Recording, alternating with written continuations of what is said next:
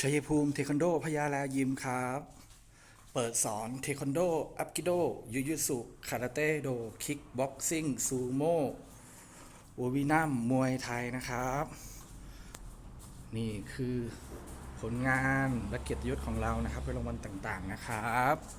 ที่ภายในห้องฝึกของเราชั้นหนึ่งนะครับห้องฝึกของเราชั้นหนึ่ง